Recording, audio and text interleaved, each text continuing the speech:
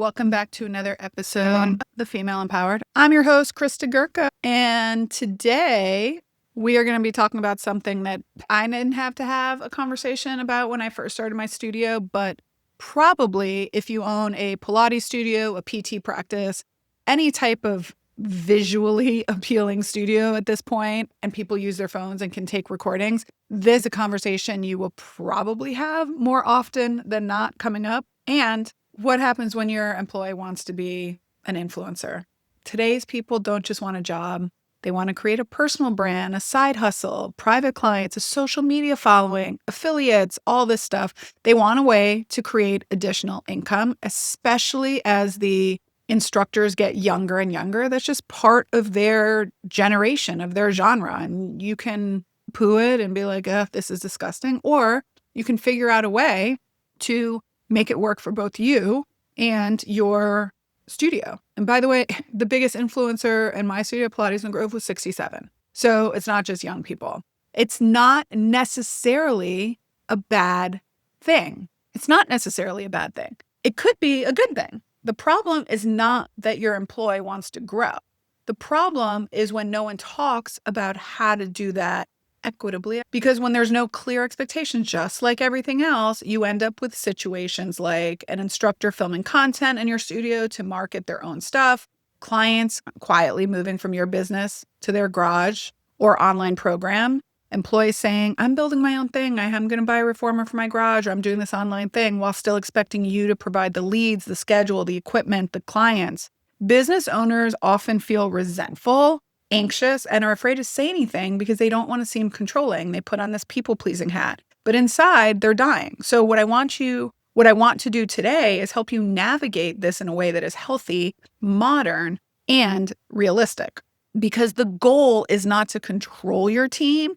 The goal is to create a win-win situation. So the first thing I want to say is sometimes we have to innovate, because things have changed tremendously from when we all started our studios or our businesses. Like, I started doing this in the 1900s. Things have changed. Years ago, many business owners expected complete loyalty. And that's what happened. You work here, you don't do anything else, because they didn't do anything else. But today's workforce and the opportunity to those workforces is different. Many of our best employees, providers, instructors, team members, they do sometimes teach in more than one place. They're building a personal brand, a social media presence. They are creating a side hustle. They want more flexibility and autonomy. So if you try to shut that down completely, one of two things usually happens. Either they leave, they hide it, neither one is good, both of you become resentful. So what's the healthier approach?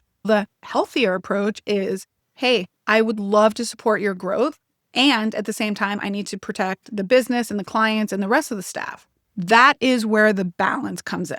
So what is actually fair? There is a difference, a big difference between an employee building a personal brand and an employee building their own business inside of your business. Those are two different things. Here is what I think can be fair, be reasonable, be healthy. Posting fitness, Pilates, wellness, PT, educational content. Growing an Instagram following is great. Having a few unrelated private clients might be okay, as long as you discuss that. Creating content that tags and promotes your studio. I think those things tend to be okay. There's nothing wrong with someone wanting to create a personal brand. You can also leverage that so that the personal brand can help both of you. It can be both a win-win situation for everyone involved. What is not okay is inviting your studio clients to work with them privately. That is not okay. Using your studio to create content to promote their own services outside of your business. Using your branded video or your branded photos in their marketing. So let's say you did a photo shoot at your studio, so everyone got headshots. Like, you own those headshots. So them using headshots and that kind of stuff on their own marketing may not be cool with you, in which case you have to have a conversation. Them filming in your studio your clients and your equipment and then promoting it to sell their online resources. As you have to have a conversation about this. What's good, what's not good.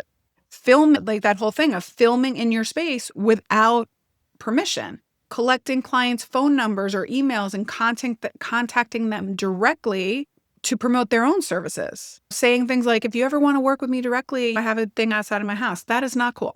So here's the easiest thing. And this is what I used to tell people that I was working with. So these are all Pilates in the Grove clients. If you met a client because of our business, because of Pilates in the Grove, that relationship belongs to Pilates in the Grove. So if they're going to refer their father, you'd be like, I can talk to the studio, I can go to your house, we can work it out that way. And oftentimes, if you're an instructor and you're listening to this, just go to your owner. Oftentimes, there was so many times we had a personal trainer and a massage therapist that worked with us. And they were like, hey, this person wants me to go to their house. I was like, good, do it. Thanks for letting me know. That's not like in our niche. Take the client at their house, do whatever. That's great. Thank you for letting me know. I totally appreciate it. All right. So those are the conversations you want. I really do think those kind of conversations clear things up a lot. I also think you can talk about these in an interview. If someone in an interview mentions that they have an online presence or they have private clients already or they're building a personal brand, you don't have to panic. Instead, ask things like, that's great. I so understand this. There's a lot of people today that want to build their own brand and have some additional income streams. I'm super supportive of that, so long as we are clear about the boundaries and make sure it does not create a conflict at all. Can you tell me a little bit more about what it is that you're trying to build, what your goals are? Where do you think this is going? Where do you see this going the next 3 to 5 years? Then you can ask things like, what kind of content do you create? Are you selling anything currently? What kind of private clients do you already have? Who are the type of people you work with? And how do you see that fitting alongside of working here with us? You're not trying to catch them and hold them in a lie. What you're trying to understand is, one, are they being honest? How mature are they when they talk about this? Are they collaborative? Or are they thinking like, how can I use this job to build my own thing? Trust is the most important thing in relationships. So you want to have trust among your team. What real win-win, real world wins look like? So let me give you some examples. So an instructor that has a strong Instagram following.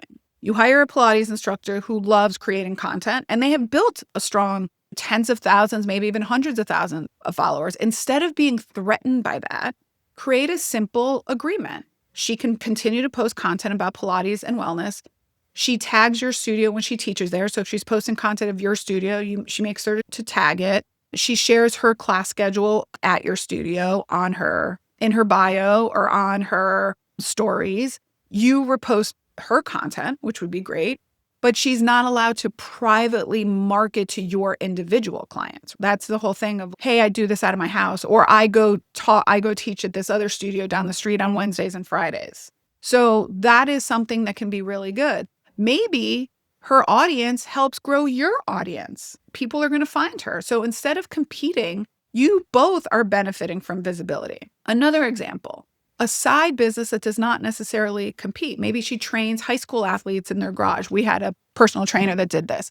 And your business serves women over 40. Those are two totally different audiences, two different niches. You can have the open dialogue of, I'm comfortable with you continuing that because it's a total different niche and we're not in direct competition with our business. If things change, let's just keep the conversation open. That's really the key to make sure that there's no overlap. You can also benefit from reciprocal referrals. Imagine your employee teaches personal training privately. A client comes to her and then needs pelvic floor PT or Pilates, and she can refer back to you and your business. Then later, you have a client who wants one-on-one strength training at home. You can refer to their business. It is a mutually beneficial relationship. And remember, everyone wins. The client gets what they need. Your business is protected. Your employee feels supported. There is enough business to go around. The one thing I do recommend, though, is have the conversation and then put some things in writing. A lot of people think if I put it in writing, it sounds controlling. No, contracts do not create distrust. Contracts create clarity. Lack of clarity creates distrust. So you can have things in your contracts like employees may have outside work on their personal brand as long as it doesn't interfere with their role at They can sign non-solicitation and non-disclosures. You can have things in the contract about studio space, photos, equipment, or branding cannot be used without your permission. Content filmed in the studio must be approved if posted. So you can have all of these things in writing, which again is why everything I go back to is you should have a policy and a system. It's not harsh. It's clear and kind, right? And clarity is kindness. Is that what it is? I can't remember. Clear is kind. Lastly, I like to say always keep the dialogue open. The biggest mistake I used to make and business owners make is waiting until there is a problem. Instead of waiting, build this type of conversation into your culture. Every few months, ask, how are you feeling about your role here? What are your goals outside of work? Is there anything you are building that we should talk about?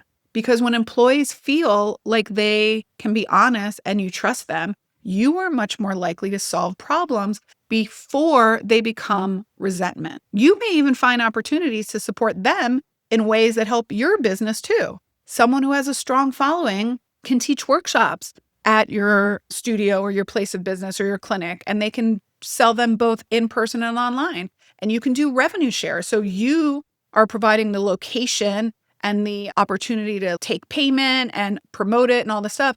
And they're teaching it, and you can do like a 50-50 revenue share. If someone is, let's even say this, let's say this person has a strong social media following, 50,000 people, and really strong engagement. And they want to sell a workshop or teach a workshop and you charge $199. Let's say you get 50 people to come to this workshop, both in person and online. I'm doing the math. So that's 10 grand basically. If you do a 50-50 revenue share, that's 5 grand for her and 5 grand for you. It's amazing. Like it can work all the way around. That's why I'm saying you can find opportunities that support both of you at the same time. So your team wanting to grow is not necessarily the real danger is in avoiding the conversation, because businesses that struggle are the ones where there are no expectations set. Everyone is afraid to say what they want. Boundaries are unclear. And the businesses that thrive are the ones where people can say, yes, we've had that discussion. This is what I want to build. The owner responds with, great, let's figure out a way to make this work in a way that protects both of us and possibly can even be mutually beneficial. That, my friends, is leadership. That is how you build a strong team in today's market. And honestly, if someone cannot respect your boundary, they were never really the right fit in the first place. But having this conversation early on probably saves you a lot of problems down the road. So don't be afraid of the conversation. Be afraid of not having the conversation. Have the conversation. You may surprise you what you end up. So anyways, short and sweet episode today. I hope you enjoyed it. I'd love to hear what you think. Feel free to DM me over on Instagram. I'm very excited. I'm actually very excited because in May, I believe the people in our accelerator group, I'm actually bringing on an expert, an actual influencer, and not a recent influencer, someone who has made hundreds of thousands of dollars being an influencer over the last decade. She's going to come in and speak to the accelerator about, one, how they can grow a personal brand, and then two, how they can possibly even use influencers in their business to build it and grow it. So I'm very excited for that part of the accelerator. If you want to be part of a group like that, where you get access to these experts, we are opening enrollment for our next cohort, which will start over the summer. So feel free to visit my website, www.christagurka.com/accelerator. That has all the info on there, and we will be opening enrollment probably sometime in June. All right. Okay, my friends, until next time, bye for now.